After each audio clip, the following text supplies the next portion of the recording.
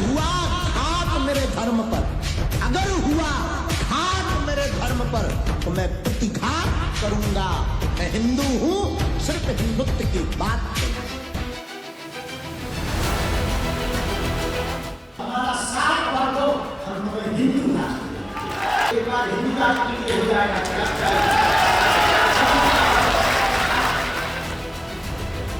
बिहार की धरती पर कथावाचक धीरेन्द्र शास्त्री का मंच सजा है। गोपालगंज में भक्तों का हुजूम उमड़ा है। कथा सुनने आए लोगों का जोश हाई है। बाबा बागेश्वर कथा सुना रहे हैं, साथ में विरोधियों को खुला चैलेंज दे रहे हैं। बिहार की वो धरती जहां महात्मा बुद्ध प्रकट हुए, बिहार की वो धरती जो ज्ञान की भूमि है, बिहार की वो धरती। चुनावी राज्य बिहार के सियासी वार पलटवार का नया अध्याय आपको सुनाएंगे, लेकिन सबसे पहले बाबा बागेश्वर को सुनिए, जिसमें वो विरोधियों को सीधी चुनौती देते हुए नजर आ रहे हैं। देख रहे 2-3 दिन से मीडिया पर बड़े बवाल छाए, बाबा को आने दो, हम घेरेंगे, हम मारेंगे।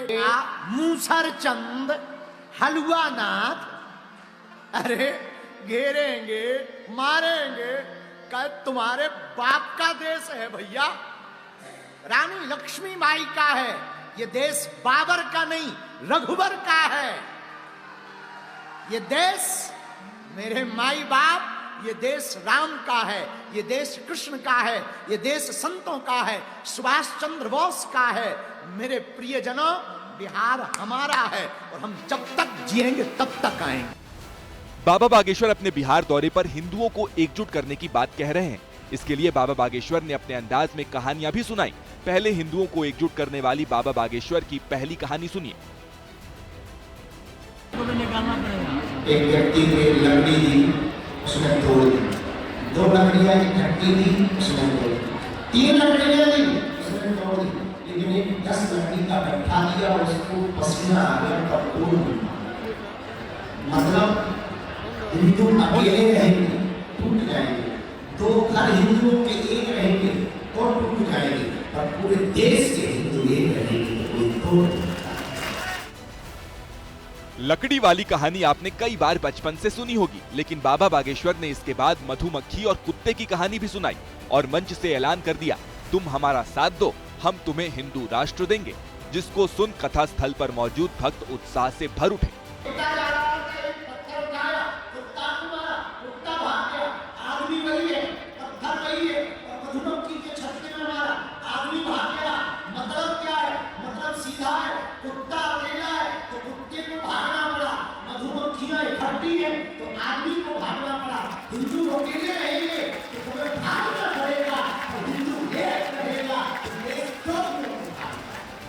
गोपालगंज में बाबा बागेश्वर ने साफ और स्पष्ट शब्दों में बिहार को हिंदू राष्ट्र की पहली आवाज बताया।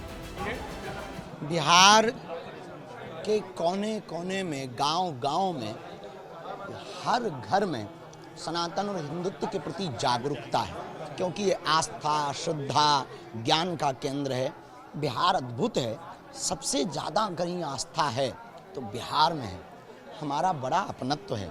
हमें तो अपेक्षाएं इस बिहार से हिंदू राष्ट्र को लेकर के हैं।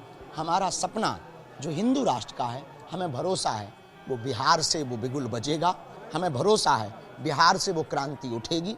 हमें भरोसा है बिहार से ही वो बाहर आएगी, भारत हिंदू राष्ट्र की ओर कूच करेगा।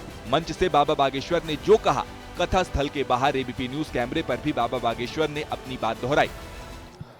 देखिए, हमारा उद्देश्य कागजों पे हिंदू राष्ट्र बनाना नहीं है, लोगों के दिलों में हिंदू राष्ट्र बनाना है, ताकि कोई सनातन पर उंगली ना उठाए, संतों पर उंगली ना उठाए, हिंदुत्व पर उंगली ना उठाए, मंदिरों को तोड़े ना, और हम हिंदुओं को जातियों में तोड़े ना। हम हिंदुओं को जुड़ने का कार्य करना है, हम सनातनियों को एक होने का कार्य करना है।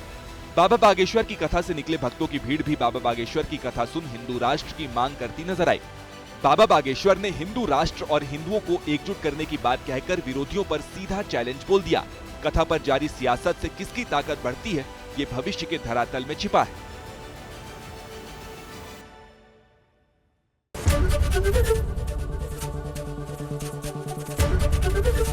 एबीपी गंगा, खबर आपकी, जुबान आपकी।